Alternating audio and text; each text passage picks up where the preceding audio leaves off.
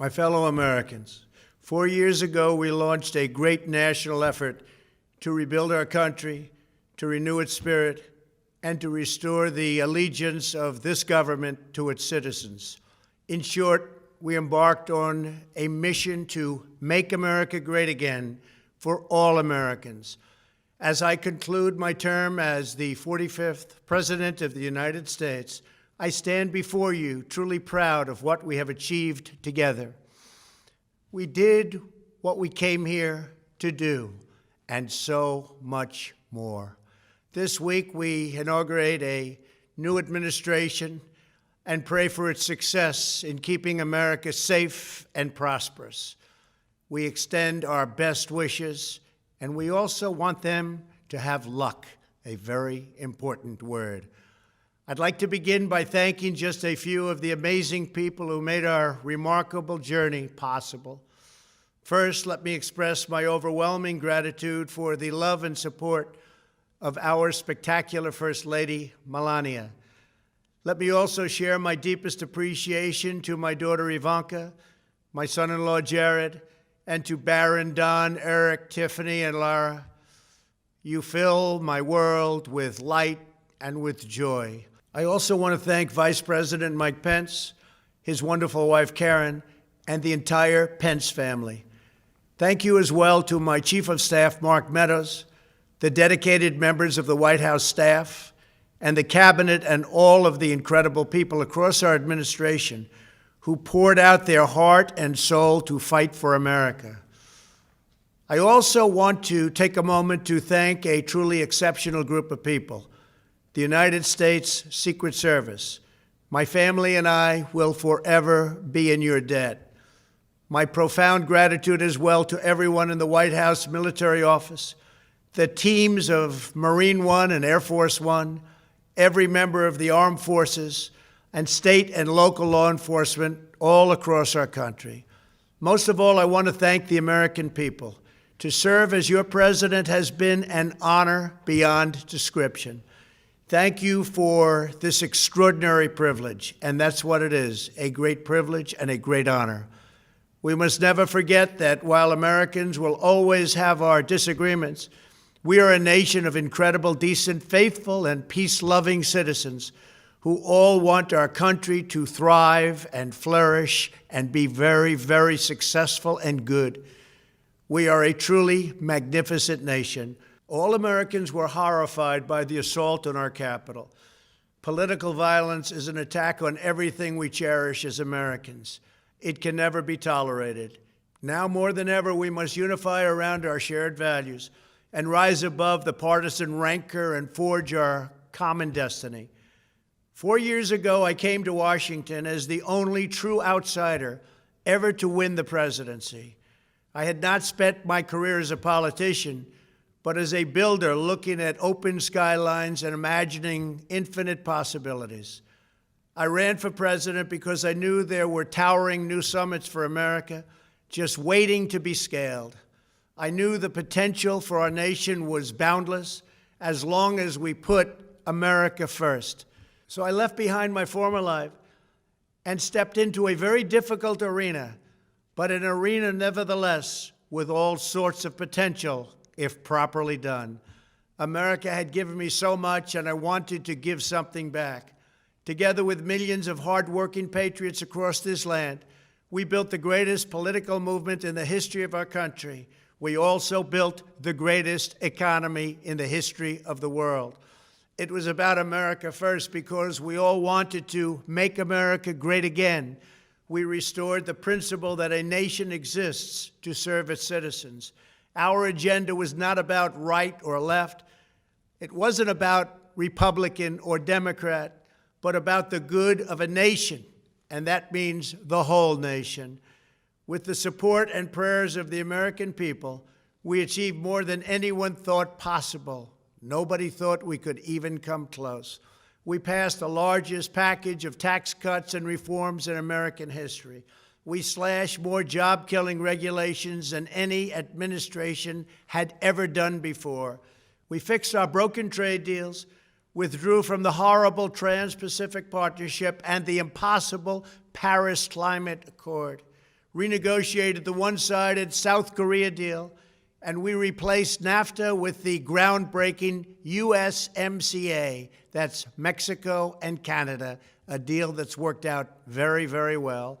Also, and very importantly, we imposed historic and monumental tariffs on China, made a great new deal with China. But before the ink was even dry, we and the whole world got hit with the China virus. Our trade relationship was rapidly changing. Billions and billions of dollars were pouring into the U.S., but the virus forced us to go in a different direction. The whole world suffered, but America outperformed other countries economically because of our incredible economy and the economy that we built. Without the foundations and footings, it wouldn't have worked out this way. We wouldn't have some of the best numbers we've ever had. We also unlocked our energy resources and became the world's #1 producer of oil and natural gas, by far. Powered by these policies, we built the greatest economy in the history of the world.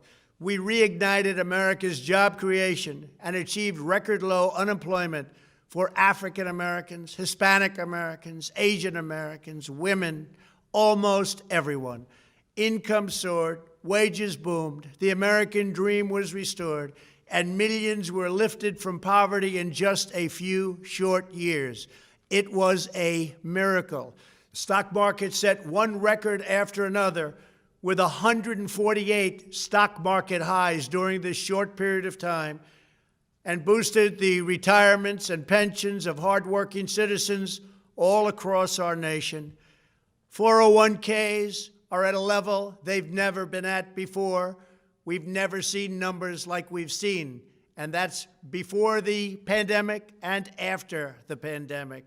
We rebuilt the American manufacturing base, opened up thousands of new factories, and brought back the beautiful phrase, "Made in the USA." To make life better for working families, we doubled the child tax credit and signed the largest ever expansion of funding for child care and development. We joined with the private sector to secure commitments to train more than 16 million American workers for the jobs of tomorrow. When our nation was hit with the terrible pandemic, we produced not one, but 2 vaccines with record-breaking speed, and more will quickly follow. They said it couldn't be done, but we did it. They called it a medical miracle, and that's what they're calling it right now, a medical miracle. Another administration would have taken 3, 4, 5, maybe even up to 10 years to develop a vaccine. We did it in 9 months. We grieve for every life lost, and we pledge in their memory to wipe out this horrible pandemic once and for all. When the virus took its brutal toll on the world's economy, we launched the fastest economic recovery our country has ever seen. We passed nearly $4 trillion in economic relief, saved or supported over 50 million jobs, and slashed the unemployment rate in half. These are numbers that our country has never seen before.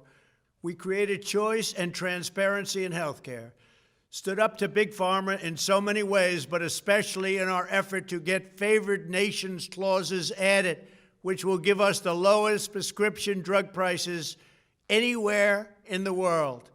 We passed VA choice, VA accountability, right to try, and landmark criminal justice reform.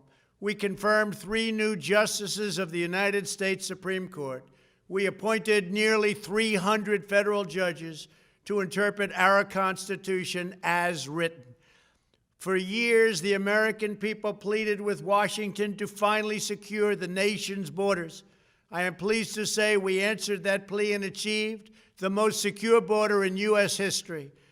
We have given our brave border agents and heroic ICE officers the tools they need to do their jobs better than they have ever done before, and to enforce our laws and keep America safe. We proudly leave the next administration with the strongest and most robust border security measures ever put into place.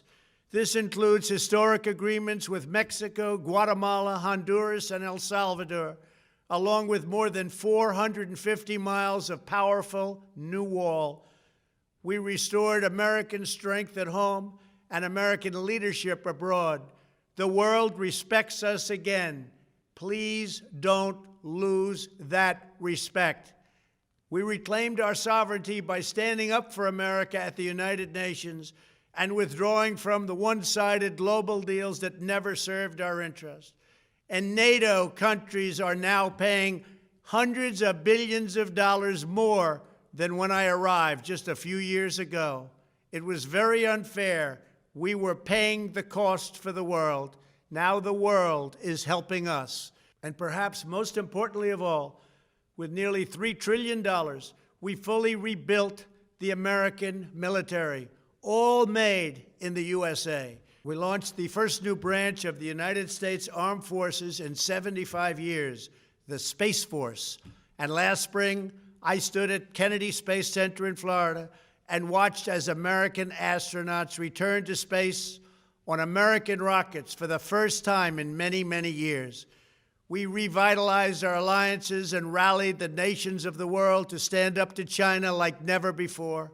We obliterated the ISIS caliphate and ended the wretched life of its founder and leader, al-Baghdadi. We stood up to the oppressive Iranian regime and killed the world's top terrorist, Iranian butcher Qasem Soleimani.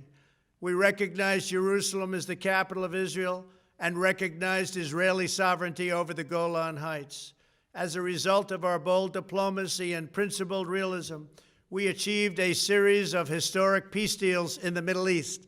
Nobody believed it could happen. The Abraham Accords opened the doors to a future of peace and harmony, not violence and bloodshed. It is the dawn of a new Middle East, and we are bringing our soldiers home. I am especially proud to be the first president in decades who has started no new wars. Above all, we have reasserted the sacred idea that in America, the government answers to the people. Our guiding light, our North Star, our unwavering conviction has been that we are here to serve the noble, everyday citizens of America. Our allegiance is not to the special interests, corporations, or global entities. It's to our children, our citizens, and to our nation itself. As president, my top priority, my constant concern has always been the best interests of American workers and American families. I did not seek the easiest course. By far, it was actually the most difficult. I did not seek the path that would get the least criticism. I took on the tough battles, the hardest fights, the most difficult choices, because that's what you elected me to do. Your needs were my first and last unyielding focus. This, I hope, will be our greatest legacy. Together, we put the American people back in charge of our country. We restored self-government. We restored the idea that in America, no one is forgotten because everyone matters and everyone has a voice. We fought for the principle that every citizen is entitled to equal dignity, equal treatment, and equal rights, because we are all made equal by God. Everyone is entitled to be treated with respect, to have their voice heard, and to have their government listen. You are loyal to your country, and my administration was always loyal to you. We worked to build a country in which every citizen could find a great job and support their wonderful families. We fought for the communities where every American could be safe and schools where every child could learn. We promoted a culture where our laws would be upheld, our heroes honored, our history preserved, and law-abiding citizens are never taken for granted. Americans should take tremendous satisfaction in all that we have achieved together. It's incredible. Now, as I leave the White House, I have been reflecting on the dangers that threaten the priceless inheritance we all share. As the world's most powerful nation, America faces constant threats and challenges from abroad. But the greatest danger we face is a loss of confidence in ourselves, a loss of confidence in our national greatness. A nation is only as strong as its spirit. We are only as dynamic as our pride. We are only as vibrant as the faith that beats in the hearts of our people. No nation can long thrive that loses faith in its own values, history, and heroes, for these are the very sources of our unity and our vitality. What has always allowed America to prevail and triumph over the great challenges of the past has been an unyielding and unashamed conviction in the nobility of our country and its unique purpose in history. We must never lose this conviction. We must never forsake our belief in America. The key to national greatness lies in sustaining and instilling our shared national identity. That means focusing on what we have in common, the heritage that we all share.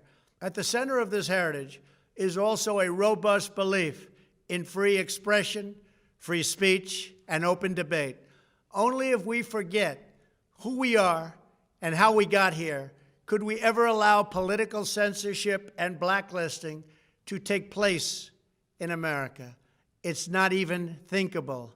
Shutting down free and open debate violates our core values and most enduring traditions. In America, we don't insist on absolute conformity or enforce rigid orthodoxies and punitive speech codes. We just don't do that. America is not a timid nation of tame souls who need to be sheltered and protected from those with whom we disagree. That's not who we are. It will never be who we are. For nearly 250 years, in the face of every challenge, Americans have always summoned our unmatched courage, confidence, and fierce independence. These are the miraculous traits that once led millions of everyday citizens to set out across a wild continent and carve out a new life in the Great West. It was the same profound love of our God-given freedom that willed our soldiers into battle and our astronauts into space. As I think back on the past 4 years, one image rises in my mind above all others. Whenever I traveled all along the motorcade route, there were thousands and thousands of people. They came out with their families so that they could stand as we passed and proudly wave our great American flag. It never failed to deeply move me. I knew that they did not just come out to show their support of me. They came out to show me their support and love for our country. This is a republic of proud citizens who are united by our common conviction that America is the greatest nation in all of history. We are and must always be a land of hope, of light, and of glory to all the world. This is the precious inheritance that we must safeguard at every single turn. For the past 4 years, I have worked to do just that. From a great hall of Muslim leaders in Riyadh to a great square of Polish people in Warsaw, from the floor of the Korean Assembly to the podium at the United Nations General Assembly, and from the Forbidden City in Beijing to the shadow of Mount Rushmore, I fought for you, I fought for your family, I fought for our country. Above all, I fought for America and all it stands for, and that is safe, strong, proud, and free. Now, as I prepare to hand power over to a new administration at noon on Wednesday, I want you to know that the movement we started is only just beginning. There's never been anything like it.